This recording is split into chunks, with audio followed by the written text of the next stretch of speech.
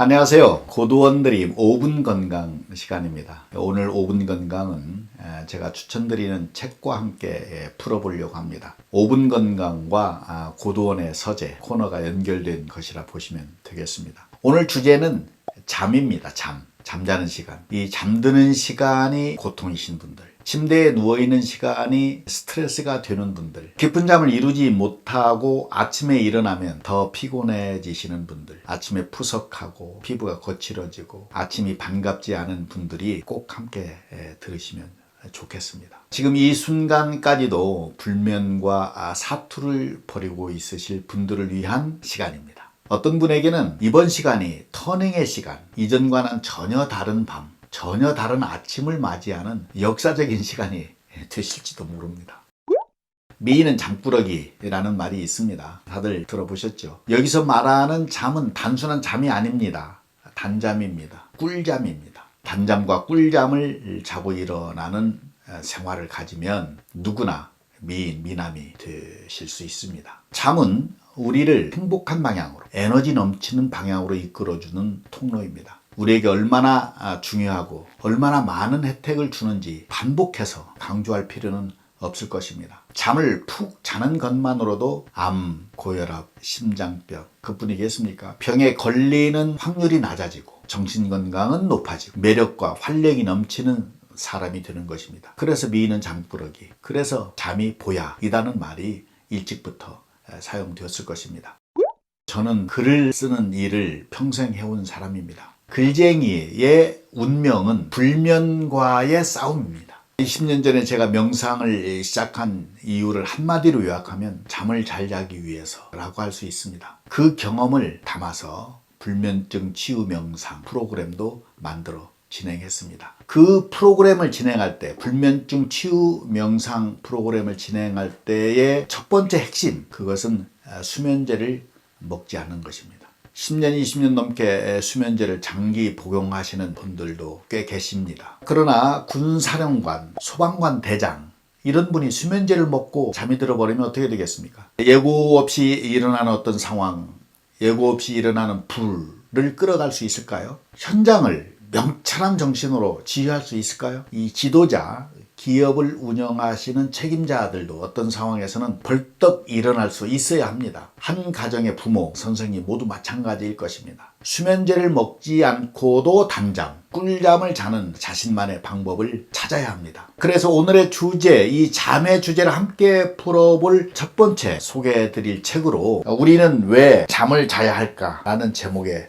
책입니다. Why We Sleep, 왜 자야 할까? 이 책은 2019년 2월에 우리나라에서 출간되었습니다. 책을 쓴 저자는 매슈 워커라는 사람입니다. 세계에서 손꼽히는 신경과학자이고 동시에 수면 전문가로 알려져 있는 분입니다. 이분의 지론은 수면은 과학이라는 것입니다. 그래서 이 수면 과학에 대한 이 흥미진진하고 아주 다양한 연구 결과를 냈고 그 연구 결과를 가지고 저술한 책이 바로 이 책입니다. 수면으로 걱정하는 분들에게 좋은 안내서가 되고 있습니다. 수면의 양과 질, 얼마나 오래 자느냐, 얼마나 깊이 자느냐 하는 것이 우리 인체에 어떤 영향을 미치는지, 우리의 인지능력, 기억력, 통찰력에 어떤 영향을 주는지, 몸, 그러니까 우리의 육체와 마음, 곧 우리의 이 정신에 어떤 영향을 미치는지, 이것이 궁극적으로 우리의 인생, 삶, 일상, 일과 생활에 어떤 영향이 미치는지를 조목조목 잘 분석해 놓은 책입니다. 생리학적인 차원에서도 풀어내고 있습니다. 잠은 에너지를 채워주는 것이고 면역력을 키워주는 시간입니다. 우리의 휴식과 회복의 핵심이 잠입니다. 이틀만 제대로 자지 못해도 우리는 무너집니다. 면역력이 크게 떨어집니다. 특히 잠을 잘 때 우리의 뇌에서 어떤 일들이 벌어지는가를 들여다보면 그 중요성은 엄청납니다. 불면증, 수면장애가 얼마나 위험한지 저절로 알게 되죠. 고혈압을 소리 없는 살인자라고 하는데 이 불면증을 소리 없는 병자를 만드는 것, 소리 없는 실패자를 만드는 결정적인 요인이라고도 불립니다. 무섭지 않습니까? 불면증, 잠을 이루지 못하는 시간이 길어지고 심해지면 어떻게 되는가에 대한 연구도 이 책에 아주 많이 들어 있습니다. 기억 상실증은 물론이고 알츠하이머병과도 깊은 상관관계를 갖는다는 것이 여러 논문에서 입증되었습니다. 뇌 기능에 결정적인 작용을 하는 것이 잠이라는 것이죠. 건강한 지적 생명체라는 표현이 이 책에 나옵니다. 이 명철함, 통찰력, 기억력 이런 것들은 건강한 지적 활동에 반드시 필요한 중요한 요소들입니다. 그런데 잠을 자지 못하고 잠으로 제대로 휴식하지 못하면 거꾸로 반지식 생명체로 점차 바뀌게 되고 맙니다. 살아있지만 죽은 몸과 같은 것입니다. 인생의 3분의 1, 24시간 중에 8시간은 잠자는 시간입니다. 이 3분의 1의 시간이 행복하면 나머지 3분의 2의 시간도 행복해지고 3분의 1이 불행하면 3분의 2의 시간도 불행해집니다. 인생의 3분의 3 전체를 행복하게 바꿔줄 수 있는 것이 이 잠입니다. 이 수면 부족 때문에 고생하는 사람들이 많은 사회는 위험합니다. 이런 대목이 있습니다. 하지만 더 나아가 수면 부족이 직접 사람을 죽일 수 있다는 말까지 할 수 있을까? 그렇다. 정말이다. 적어도 두 가지 상황에서는 그렇다. 첫째, 중년에 들어서 진행형 불면증이 시작되는 아주 희귀한 유전장애가 있다. 병이 몇 달 동안 진행되면 환자는 아예 잠을 이루지 못한다. 이 무렵이면 뇌와 몸의 여러 기본적인 기능들이 손상되기 시작한 상태다. 현재 이런 환자의 수면을 도울 약물은 전혀 나와 있지 않다. 환자는 12에서 18개월을 잠 한숨 못 자다가 죽게 된다. 아주 희귀하긴 하지만 이 장애는 수면 부족으로 사람이 죽을 수 있음을 확인해 준다. 둘째, 잠이 부족한 상태에서 운전대를 잡을 때다. 졸음운전은 해마다 수십만 건의 교통사고로 수십만 명의 사상자를 낳는다. 게다가 수면이 부족한 당사자만이 아니라 주변 사람들의 목숨까지도 위험에 빠뜨린다. 미국에서만 피곤함과 관련된 운전 실수로 생긴 교통사고로 시간당 1명씩 목숨을 잃는다. 졸음운전으로 일어나는 자동차 사고 건수가 음주와 약물로 일어나는 자동차 사고 건수를 합친 것보다 많다는 사실을 알면 심란해질 것이다. 졸음운전이 많은 사회는 결코 안전할 수 없습니다. 요즘 논란이 되고 있는 WHO 세계보건기구가 내린 결론도 흥미롭습니다. 수면 부족을 선진국 전체의 유행병이라고 선언한 것입니다. 이 수면 부족의 선진국의 하나로 한국을 꼽고 있습니다. 미국, 영국, 한국 세 번째입니다.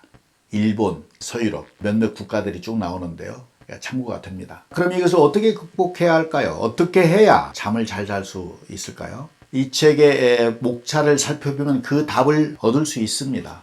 몇 군데 필요한 부분만 좀 읽어 드리겠습니다. 잠이 들다. 카페인, 시차증, 멜라토닌. 잠을 정의하고 청하기.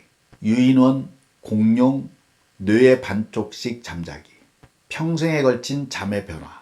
이런 식으로 16장까지 쭉 있습니다. 그 가운데 좀 눈길이 가는 것이 야간 요법으로서의 꿈, 밤에 부딪히는 것들, 아이패드, 공장 사이렌, 밤술, 잠을 해치거나 돕는 방법들, 그리고 부록으로 소개된 건강한 수면을 위한 12가지 비결, 이것을 좀 요약해서 말씀드리겠습니다. 첫째, 수면 시간표를 지켜라. 잠자러 가는 시간에도 알림을 설정하라는 것입니다. 우리는 일어나는 시간에는 알람을 설정하지만 자러 가는 시간을 위해 알람을 설정하는 일은 없다는 것입니다. 그것을 해보라는 것이죠. 둘째, 운동이 좋지만 너무 늦게 하지는 말라. 매일같이 적어도 30분은 운동을 하려고 애쓰자. 하지만 잠자기 2-3시간 전까지는 끝내자. 셋째, 카페인과 니코틴을 피하라.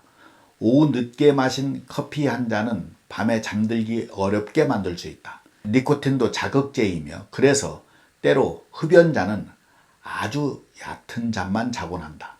넷째, 잠자러 가기 전에는 알코올 음료를 피하라. 폭음을 하면 밤에 호흡에도 지장이 올 수 있다. 군데군데 설명이 지금 길게 붙어 있지만 제가 요약해 드리는 것입니다. 5째, 밤에는 음식을 많이 먹지 말라. 음식은 물론 음료를 밤에 너무 많이 마시면 소변이 마려워 자주 깰 수가 있다. 6째, 잠을 못 이루게 하거나 설치게 하는 약을 피하라. 흔히 처방되는 심장약, 혈압약, 천식약뿐 아니라 기침, 감기, 알레르기에 쓰이는 비처방약도 허브도 수면 패턴을 교란할 수 있다. 7째, 오후 3시 이후에는 낮잠을 자지 마라. 8번째, 잠자리에 들기 전에 긴장을 풀어라.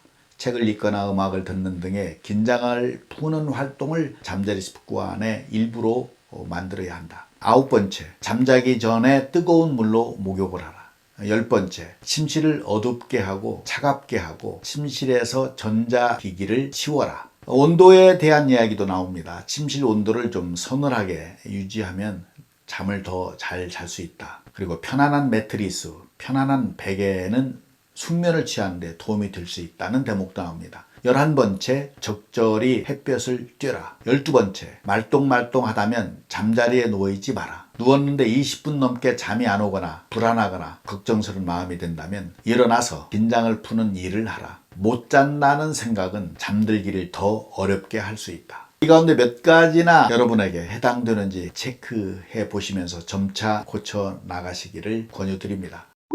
이 책에 또 한 가지 재미있는 대목이 몇 군데 있습니다. 자기가 수면 부족의 징후가 있는지조차 알지 못하는 경우가 있는데 이거를 파악할 수 있는 내용이 있습니다. 잠영종을 켜고 잤는데 울리는 소리를 듣지 못하고 계속 자곤 하는가? 그렇다면 스스로 정한 수면 시간보다 더 오래 자야 한다는 것입니다. 또 컴퓨터 화면에서 같은 문장을 읽고 또 읽고 있다는 사실을 문득 깨닫고는 하는가?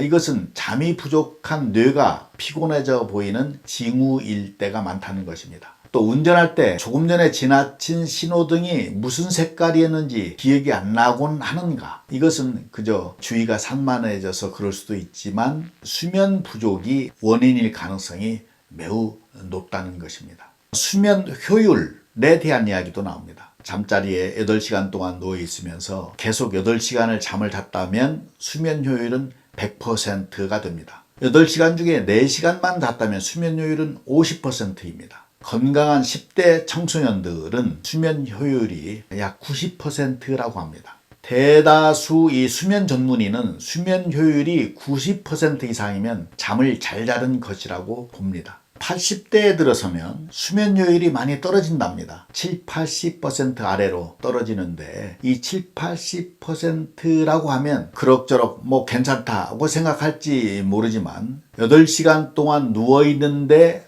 1시간 내지 2시간을 잠 못 들고 있다는 것과 같다고 생각하면 생각이 좀 바뀔 것입니다. 보통 문제가 아니라는 것을 알게 됩니다. 비효율적인 수면은 결코 사소한 문제가 아닌 것입니다. 수면 효율을 높이는 방법을 찾아야 됩니다. 여기에서 관련된 이 연구 결과를 소개하고 있습니다. 나이 든 노인 수만 명을 조사한 연구 결과입니다. 체질량 지수, 성별, 인종, 흡연 기록, 운동 횟수, 의료 기록 같은 요인들을 감안했을 때 노인의 수면 효율이 낮을수록 사망률이 더 높고 또 신체 건강이 나빴고 우울증에 걸릴 위험이 높았고 기력이 더 떨어졌고 잘 잊어버린다. 인지 기능도 더 떨어졌다는 것입니다. 그런데 중요한 것은 이 수면 효율이 노인에게만 국한된 것이 아니라는 것입니다. 나이와 상관없다는 것입니다. 이 비효율 수면이 만성적으로 진행되면 신체 질병, 정신건강 불안정, 각성도 저하, 기억장애가 일어나서 삶 전체를 망가뜨릴 수 있습니다. 잠은 왜 자야 할까요? 살기 위해서 자야 합니다. 건강하기 위해서, 삶의 질을 높이기 위해서 잘 자야 합니다. 여기에 훈련이 필요한 것입니다. 수면도 훈련입니다. 잠도 훈련입니다. 그래서 지금부터 잠 잘 자는 훈련을 시작하십시오. 명상으로 잠을 잘 자는 법, 불면증 치유 명상, 불면증을 위한 호흡 명상에 대한 이야기는 또 다음 기회에 말씀드리도록 하겠습니다. 오늘도 많이 웃으세요. 사랑합니다. 감사합니다.